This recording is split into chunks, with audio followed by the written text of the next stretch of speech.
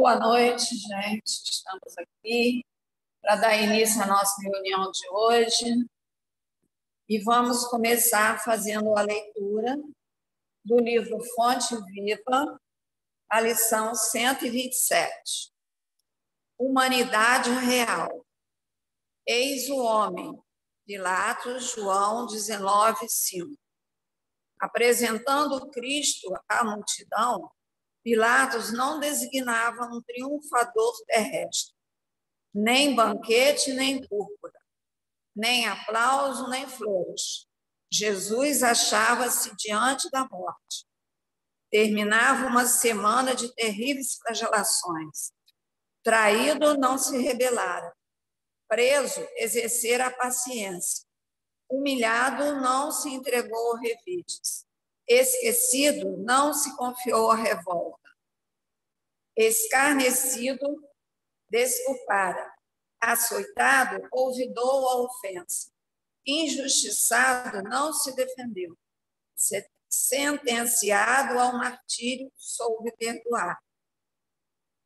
Crucificado, voltaria à convivência dos mesmos discípulos e beneficiários que o haviam abandonado para soerguer a esperança. Mas, exibindo-o diante do povo, Pilatos não afirma, eis o condenado, eis a vítima. Diz simplesmente, eis o homem. Aparentemente vencido, o mestre surgia em plena grandeza espiritual, revelando o mais alto padrão de dignidade humana. Rememorando, pois, semelhante passagem, recordemos que somente nas linhas morais de Cristo é que atingiremos a humanidade real. E assim, vamos elevar nossos pensamentos, agradecendo a Deus o privilégio de aqui estarmos nesta casa de oração, onde aqui viemos recarregar nossas energias, viemos alimentar nossos espíritos, viemos nos beneficiar com as bênçãos da noite de hoje. Obrigada, Senhor. Que estas energias possam serem levadas a todos os ambientes onde as pessoas estão doentes, onde as pessoas estão desequilibradas, tristes, que o Senhor possa estar no coração de cada um deles, envolvendo-os, permitindo que a fé, a esperança não se apague em seus corações. Obrigado por nos permitir este momento e fica conosco, Senhor. Permita que as reflexões da noite possam falar aos nossos corações e que o Senhor possa envolver a companheira que trouxe a palavra da noite para nós. Obrigado e fica conosco hoje e sempre. Convidamos, então, a companheira Flávia para fazer a palestra da noite.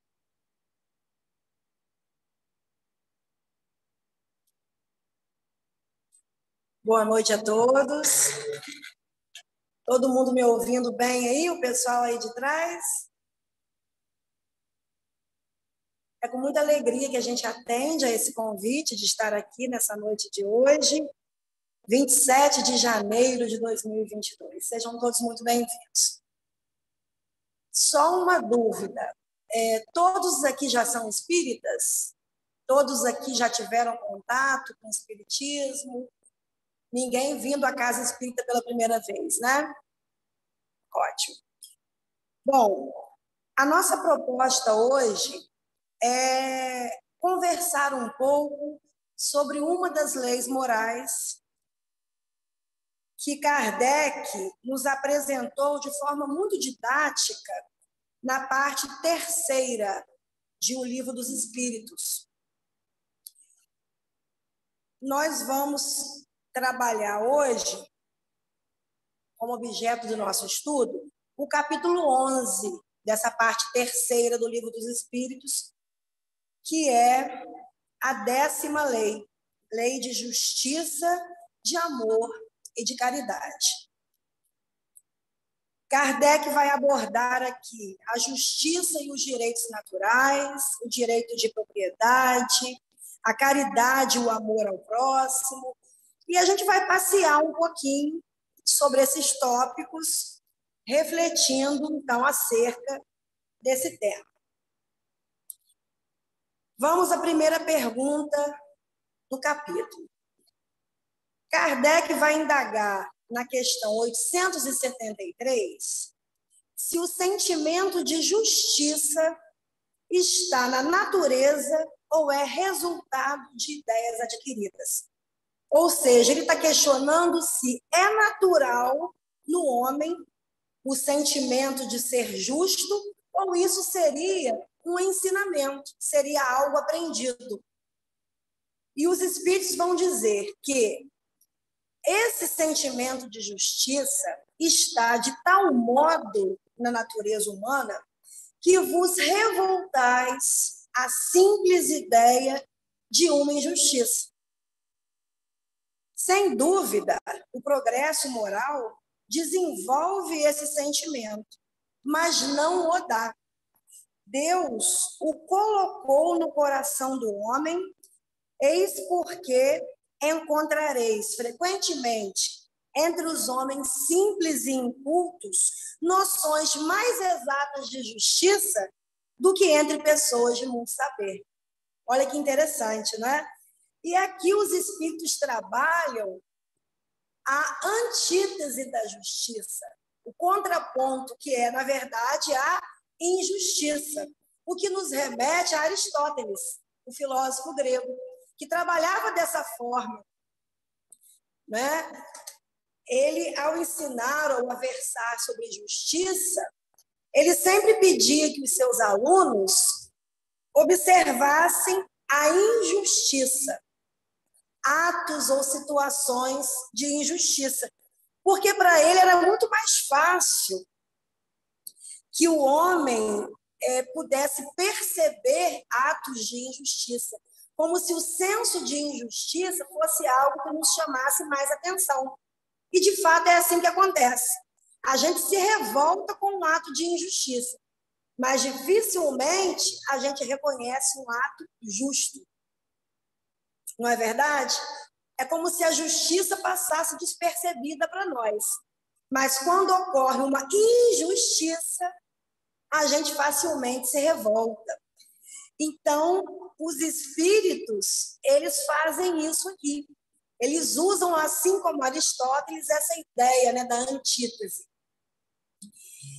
E se a gente for parar para pensar, por que é tão fácil identificar os atos injustos? Porque esse senso de justiça, ele é algo inato no homem. E o que seria algo inato? Inato porque nós somos criados à imagem e semelhança do nosso Criador, à imagem e semelhança de Deus, tal qual está registrado de forma metafórica, né?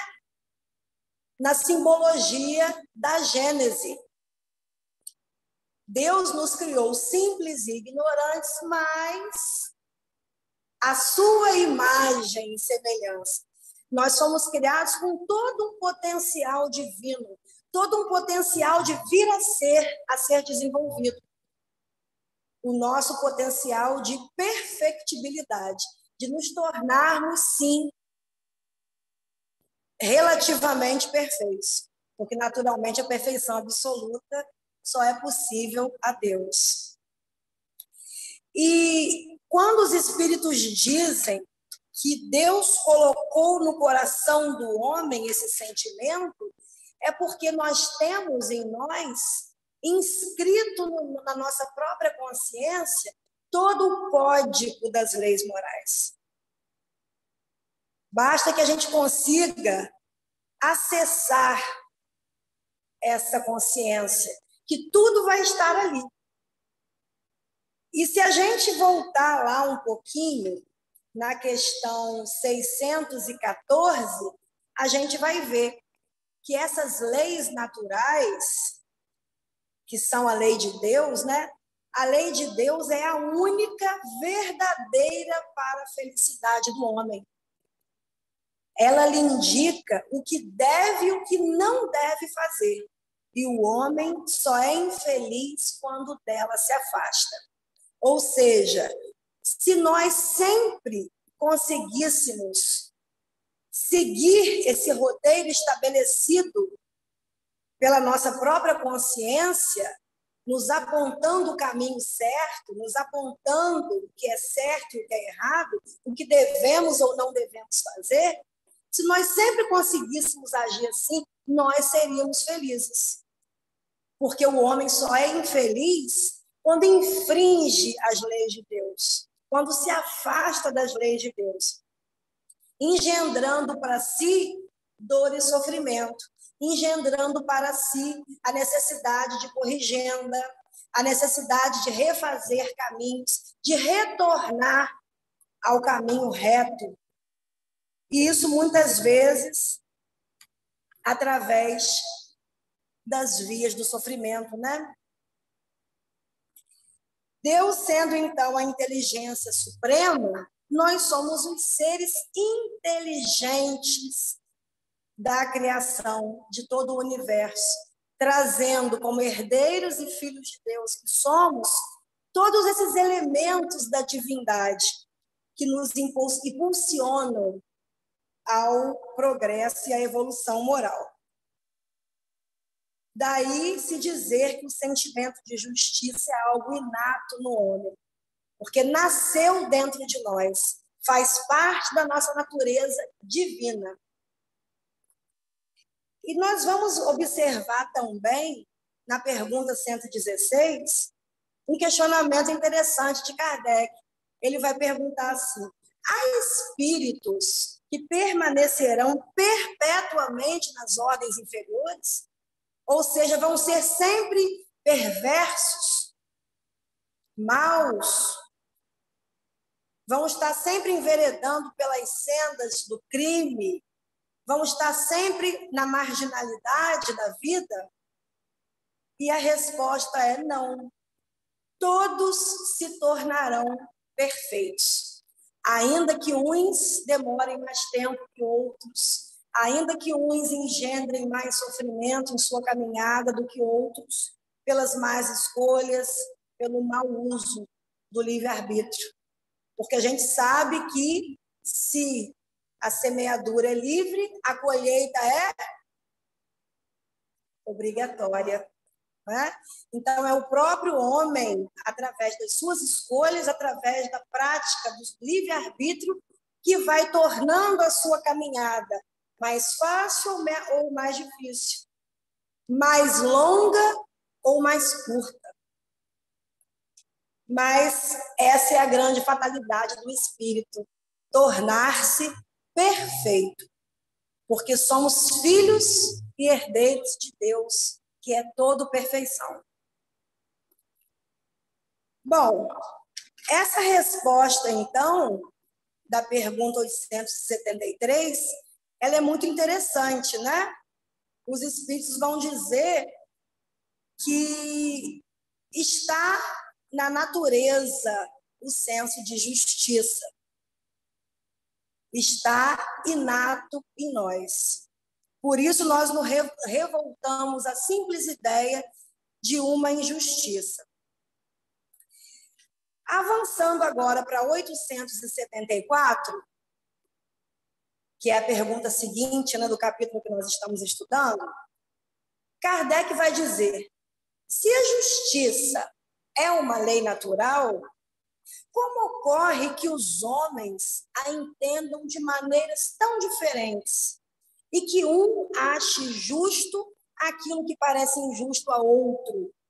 Ou seja, não há um consenso, parece que é tudo muito subjetivo, porque eu posso considerar justa uma situação que a Irlena vai considerar extremamente injusta.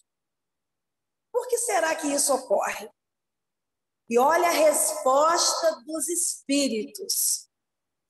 É que, frequentemente, os homens misturam paixões que alteram, que maculam esse sentimento, como acontece com a maior parte dos outros sentimentos naturais, fazendo com que os homens vejam as coisas sob um falso ponto de vista. E que falso ponto de vista é esse? É o ponto de vista do interesse pessoal, o ponto de vista do egoísmo, da vaidade humana, do orgulho, né? Das nossas paixões ainda inferiores, egoístas, exclusivistas, personalistas, em que eu quero que seja bom, agradável e justo para mim. Desde que seja justo, agradável e bom, satisfatório para mim, está tudo certo. Então, a gente mistura tudo com as nossas paixões inferiores. Daí, essa subjetividade, né?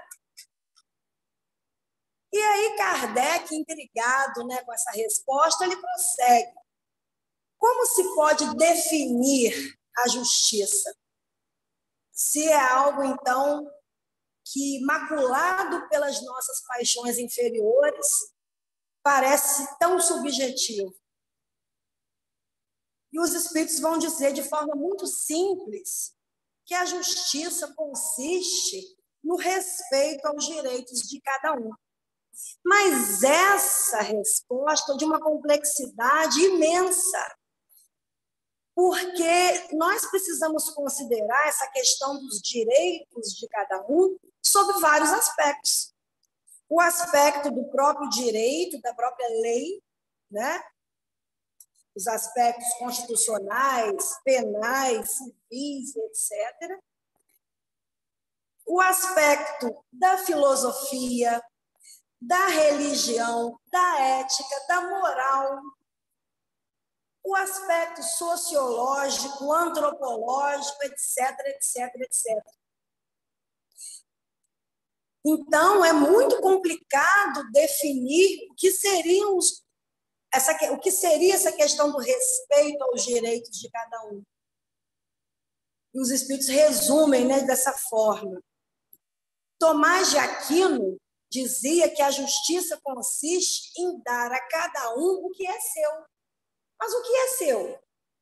O que é meu, de fato? Também não é algo difícil de definir? De fato, o que nós temos? Daí Kardec, filósofo que era, pedagogo que era, muito perspicaz, muito didático, muito preocupado em codificar a doutrina de maneira que ela fosse clara e acessível ao entendimento de todas as pessoas, vai perguntar, não satisfeito com a resposta anterior, o que determina esses direitos? Vejam que ele não pergunta quais são os direitos humanos, quais são os direitos de cada um.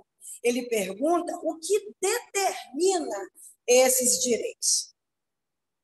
E os espíritos vão nos dizer duas coisas. A lei humana, aquela que a sociedade define, e a lei natural, que é a lei de Deus. Tendo os homens feito leis apropriadas aos seus costumes e ao seu caráter, essas leis estabelecem direitos que podem variar com o progresso da humanidade. E olha só o que eles dizem. Vede se vossas leis de hoje, sem serem perfeitas, consagram os mesmos direitos da Idade Média. Por exemplo, há uns séculos atrás, era permitida a escravidão humana. Era um direito alguém possuir um título de posse sobre a vida de outro ser humano. Isso era absolutamente legal. Isso era absolutamente permitido. E hoje é algo inconcebível para nós. Muito embora ainda haja muita mão de obra escrava por aí, né? Muita gente trabalhando ainda em condições subhumanas, mas do ponto de vista ético, do ponto de vista legal, a escravidão humana não é permitida, né? Esses direitos antiquados, olha o que os espíritos vão dizer, que vos parecem monstruosos, pareciam justos e naturais naquela época. O direito estabelecido pelos homens, portanto, ele não está sempre conforme a justiça. Ele varia de acordo com o desenvolvimento social, moral, cultural de uma sociedade. Aliás, ele não regula senão certas relações sociais, enquanto que na vida particular, na vida privada, nossa vida íntima, há uma imensidade de atos que competem unicamente ao tribunal da consciência. Forte isso. O direito humano, a justiça humana, regula apenas algumas relações. E são um pálido, mas muito pálido reflexo da justiça verdadeira, que é a justiça divina. Enquanto que na intimidade de cada um, no íntimo do nosso ser, nós estamos sozinhos no tribunal da nossa própria consciência. É aí que entra a nossa relação com Deus, no que tange as leis divinas, as leis naturais, como cada um observa, segue, aplica essas leis, no seu falar, no seu pensar, no seu agir, no seu sentir. É algo que vai muito além daquilo que a gente aparenta, porque até através do pensamento nós podemos infringir as leis de Deus. Então a gente observa que a justiça humana e os direitos e deveres humanos, eles visam a harmonia social, né? O bem-estar social, o equilíbrio da sociedade. E evoluem, vão estar sempre evoluindo de acordo com o desenvolvimento dessa mesma sociedade. E um exemplo muito claro disso é a famosa pena de talião, né? Do Código de Hammurabi, lá 1800 anos antes de Cristo. Era o olho por olho, dente por dente. Matou, morreu. Não era assim que funcionava? O Código Jurídico de Hammurabi, ele é um marco fundamental na história do direito, porque ele foi o primeiro a regulamentar normas penais, civis, comerciais, e já representava naquela época a tendência histórica de se atribuir ao Estado a tutela da sociedade. Né? E isso teve lá a sua importância, a sua razão de ser naquela época.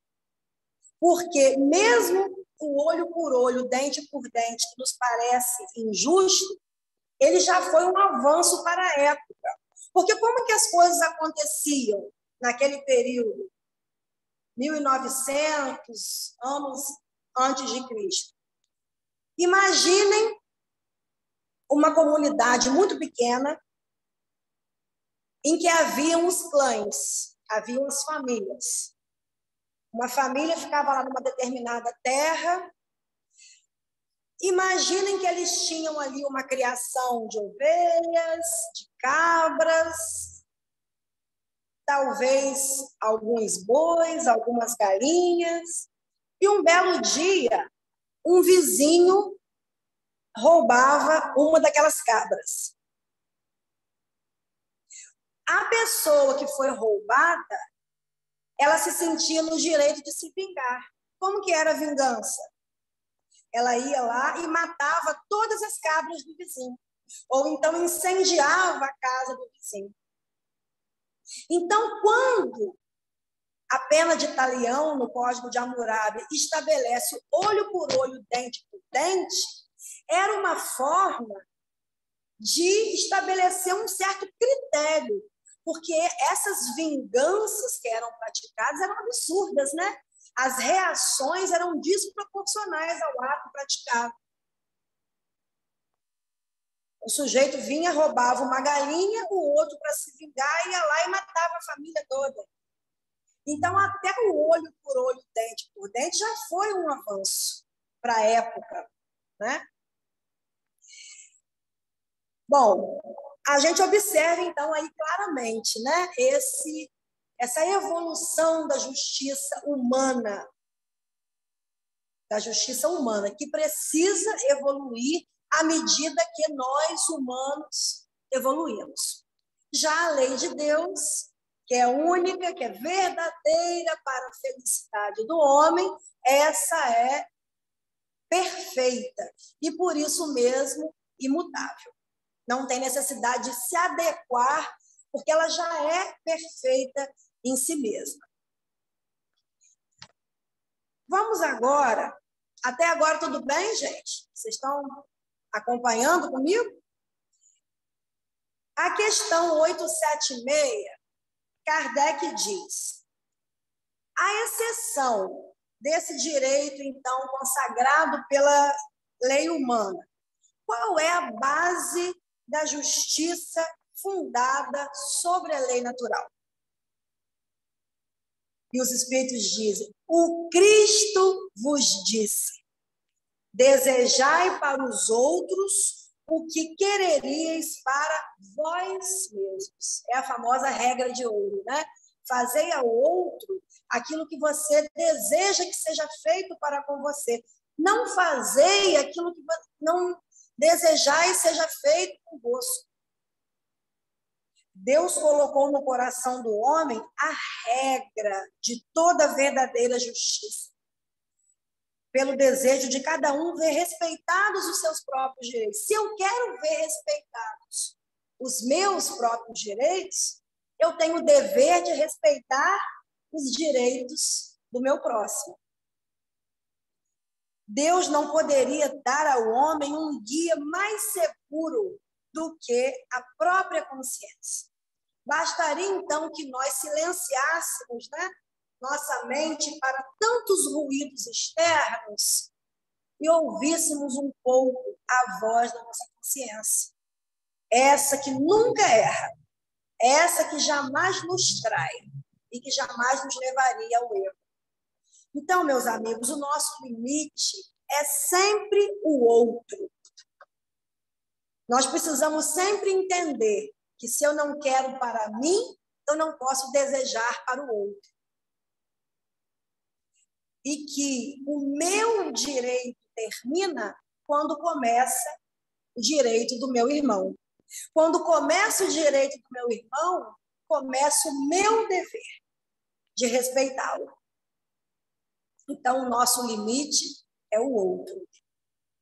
Kardec ainda vai indagar na questão 879 qual seria o caráter do homem que praticasse a justiça em toda a sua pureza. O homem que fosse capaz de seguir à risca esse código divino que está lá inscrito na sua consciência. A lei de igualdade, a lei de liberdade, a lei de progresso, né? Todas as leis que estão aqui didaticamente apresentadas por Kardec. E olha o que os Espíritos vão dizer. Seria o caráter do verdadeiro justo, a exemplo de Jesus, porque praticaria também o amor ao próximo e a caridade, sem os quais não há verdadeira justiça. Quer dizer, só há verdadeira justiça quando há amor e caridade.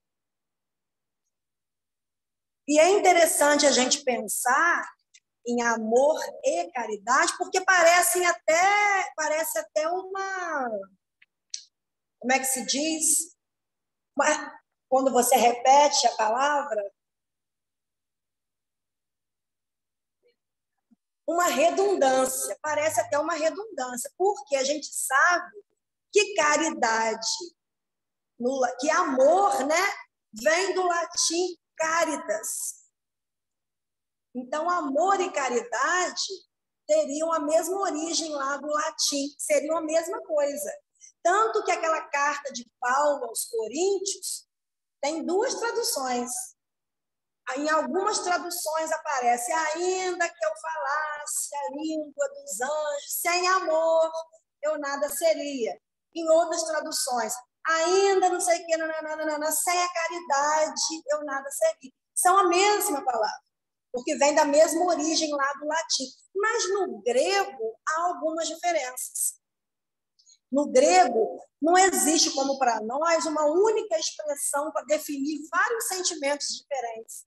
Porque o amor ele tem tantas nuances, né?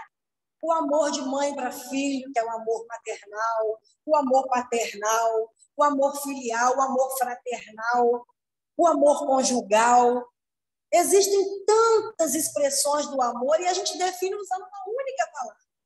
E no grego, não. Havia uma expressão idiomática, né, digamos assim, para cada expressão do amor. Tanto que tinha lá a figura mitológica do Cupido, né, que era chamado de Eros, que com as suas flechas criava atração física entre as pessoas. Eros é o amor romântico, é aquele amor caracterizado pela paixão, pela atração, pelo encantamento entre duas pessoas. E havia um amor ágape. Vocês já devem ter ouvido falar nessa expressão idiomática grega. Ágape representa em grego o amor por tudo e por todas as coisas, o amor por todos os seres da criação. Uma conexão profunda com a natureza, a fauna, a flora, com toda a humanidade, com todo o universo. É como se fosse o próprio amor de Deus por toda a sua criação, o amor de Deus por nós. Então, o amor ágape seria o amor da transcendência, aquele amor que nos eleva, que nos conecta verdadeiramente a Deus. Quando nós somos capazes de amar a Deus e a tudo que Ele criou. Olhar para uma planta e amar aquela planta, amar os animais, amar as outras pessoas, amar a chuva, como o Francisco de Assis, né? Irmão sol, irmã lua, irmã chuva, irmão vento. Francisco de Assis tinha esse amor ágape que emanava dele, esse amor por tudo e por todas as coisas, e por todos, não é? Então, aqui, quando se fala que só há verdadeira justiça onde há amor e caridade, é onde há esse amor ágape por tudo e por todas as coisas, e onde há esse amor relacionado à caridade, que seria já estaria mais relacionado à expressão idiomática filia, que seria a amizade fraternal, seria aquele amor relacionado à amizade mesmo, ao companheirismo, aquele amor mais puro, mais virtuoso, aquele amor incondicional, sem a presença do eros, né, que é aquele componente de erotismo, sem interesses mesquinhos, aquele amor que tudo dá, que nada exige em troca, e que Aristóteles vai desenvolver como a lealdade entre amigos. É isso que nos impulsiona a caridade. Nós termos esse olhar de amigos, de irmãos, verdadeiramente de irmãos. Seguindo aqui um pouquinho, eu ainda tenho alguns minutinhos, né? Na questão 880, Kardec pergunta qual é o primeiro de todos os direitos naturais do homem. Como se ele perguntasse qual seria o direito mais importante dos seres humanos. E o que vocês acham? Alguém arrisca um palpite? Qual seria o primeiro de todos os direitos naturais de nós, de cada um de nós? O direito à vida, o direito de viver. E, claro, aqui, a vida no que tange a vida material, né? O direito a estarmos aqui encarnados. Por isso, ninguém tem o direito de atentar contra a vida do seu semelhante. E eu acrescentaria, nem o de atentar contra a própria vida, não é? Nem de fazer nada que possa comprometer a sua existência corporal. Isso nos remete a uma outra pergunta. Não reparem, não, eu gosto de passear um pouquinho. Através do Livro dos Espíritos. Avança um pouquinho, volta lá atrás, eu acho que assim fica mais fácil da gente aprender, fica mais gostoso, né? Na pergunta 132, Kardec diz assim, qual o objetivo da encarnação dos espíritos? E a resposta, Deus impôs aos espíritos a encarnação para fazê-los chegar à perfeição. Então, se Deus impôs, é uma lei. É uma lei. A encarnação é uma lei. É o processo pelo qual nós podemos evoluir. Né? Por isso, todos temos direito à vida. Direito à vida e dever de valorizar essa vida como uma oportunidade valiosa, bendita, de evoluirmos, oportunidade de aprendizado, de conquistas, de realizações, de desenvolvimento pessoal, de nos tornarmos, né, pessoas melhores.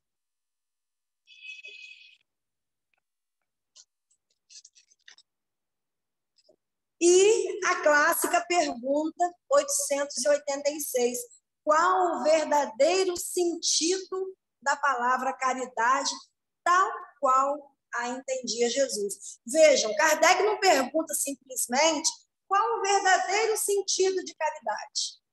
Ele pergunta qual o verdadeiro sentido da palavra caridade, como Jesus a entendia, do ponto de vista de Jesus.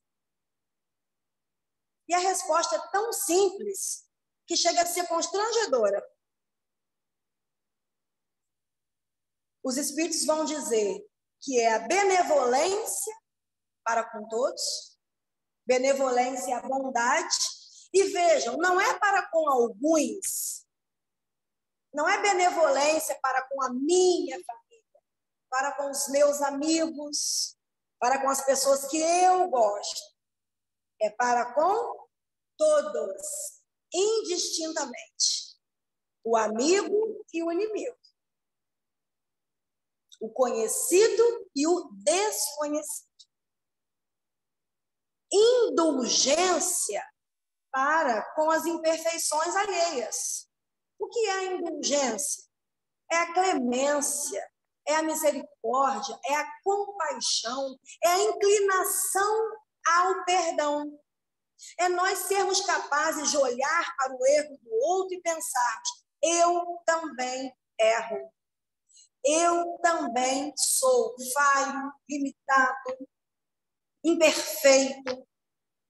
Então, se eu erro, eu não posso julgar o erro do meu irmão. Se tantas e tantas vezes eu preciso da compaixão, eu também preciso ter compaixão com o meu semelhante.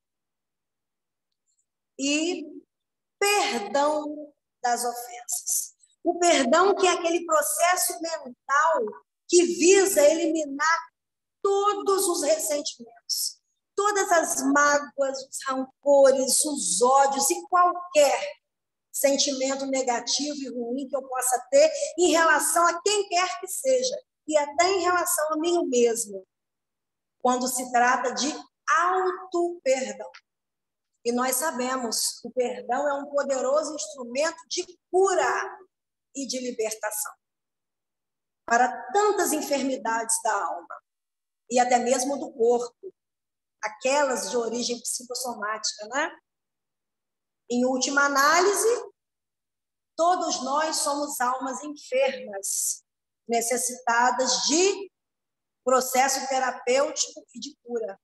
E perdão é, sim, instrumento de cura. Isso não foi o que Jesus disse, não. Não foi o que Jesus pregou. Foi o que ele exemplificou em todas as suas ações.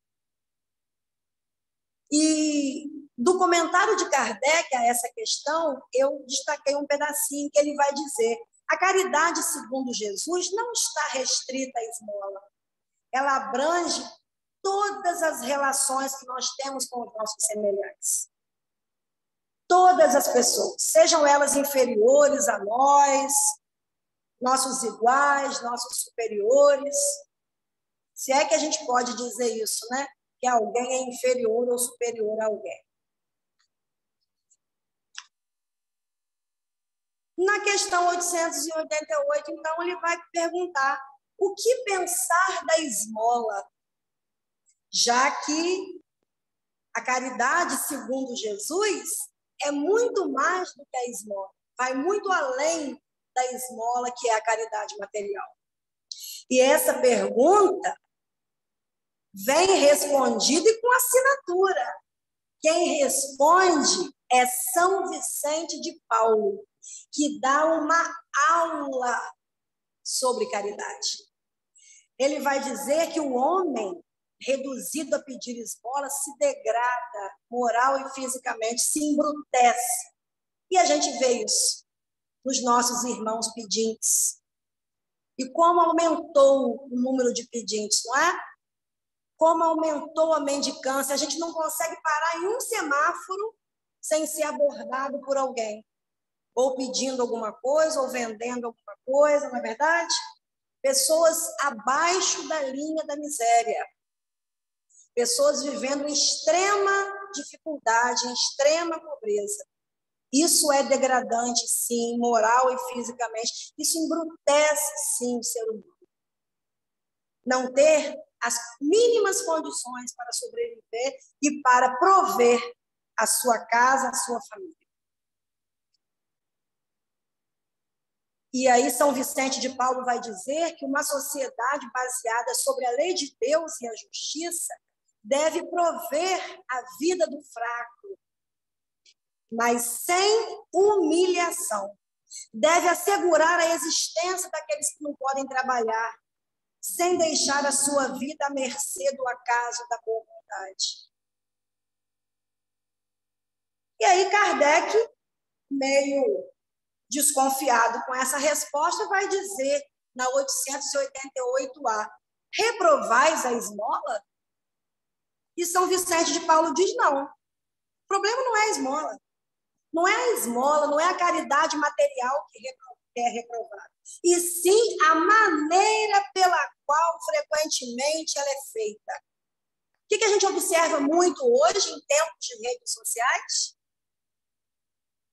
A pessoa cria lá um grupo de colaboradores, arrecada alimentos, roupas, né, utensílios de uso doméstico, faz lá aquela campanha, cadastra uma série de famílias e faz o grande dia da distribuição das cestas, da distribuição das roupas, dos agasalhos. E o que faz? Fotografa as pessoas.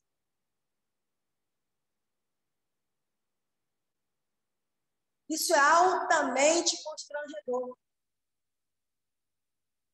Tem necessidade disso? Para quê? Prestar conta a quem? Para mostrar a quem que aquilo está sendo feito? Isso é ostentação. E São Vicente vai dizer que a verdadeira caridade é sempre boa e benevolente. Ela está mais no gesto, na intenção, do que no gesto em si. Um serviço feito com delicadeza com delicadeza, duplica de valor, tem valor dobrado aos olhos de Deus.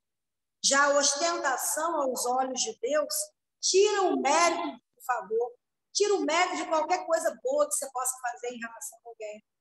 Porque o objetivo é mesquinho, é ostentar, porque eu posso, porque eu faço. Olha como eu sou bom, olha como eu sou generoso. Não é?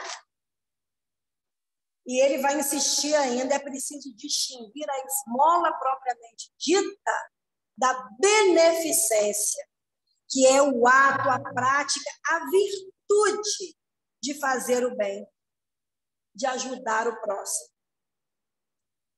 Portanto, sede caridosos, não somente dessa caridade que vos leva a tirar do bolso o óbolo que dais friamente, para ficar livre, né?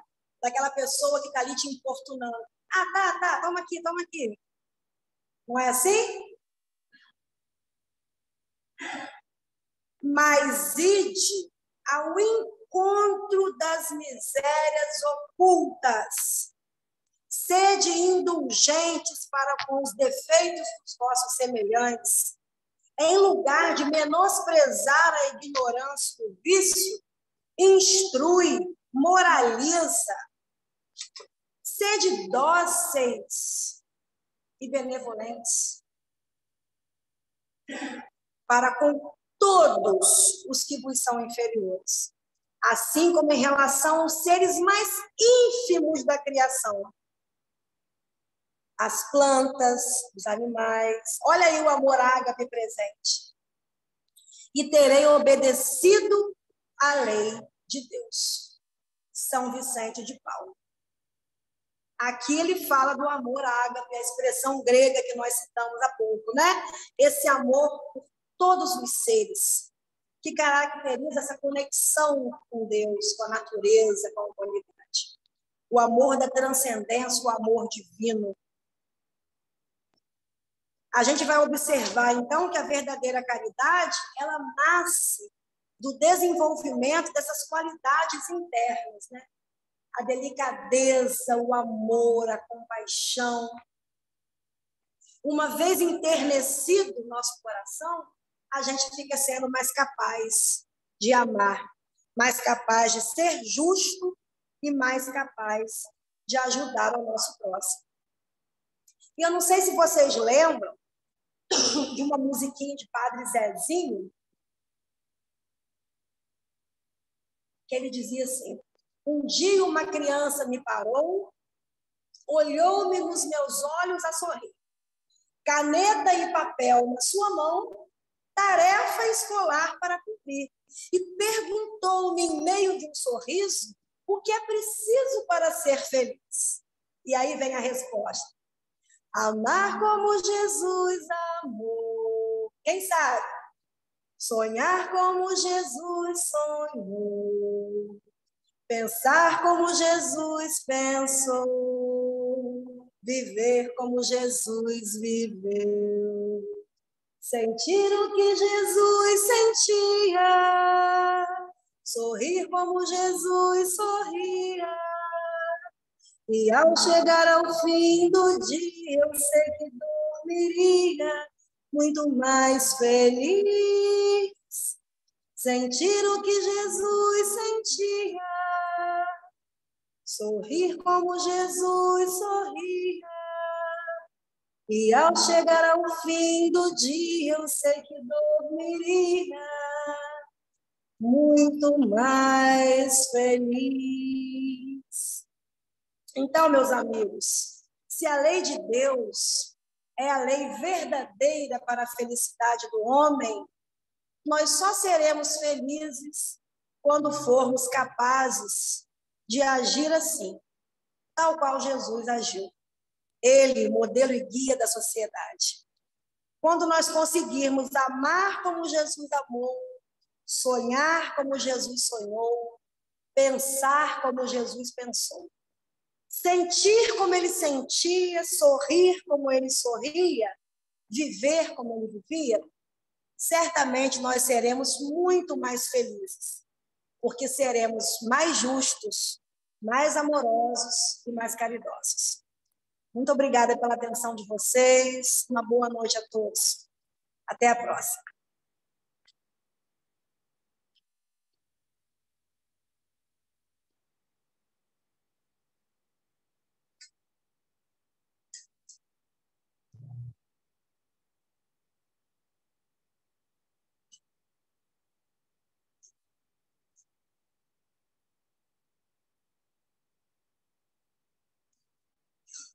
E assim, gente, vamos, nessa hora, iniciar o momento do passe, emitir energias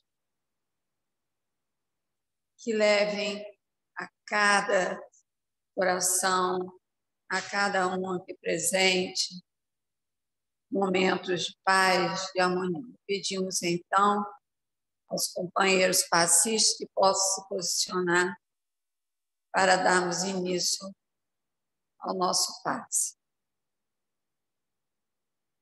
Deus, nosso Pai, Jesus, amigo de todas as horas, nesta hora, Senhor, que aqui estamos, buscando elevar nossos pensamentos, que o Senhor possa nos ajudar, para que realmente, Senhor, possamos estar aqui emitindo energias que possam ir de encontro a todo aquele que nesse momento sofre, a todos aqueles que estão nos hospitais, aqueles que estão acamados em suas casas, aqueles que estão nas ruas ao relento, aqueles que estão desequilibrados, que estão tristes, estão sem fé no coração, sem esperança de encontrar dias melhores.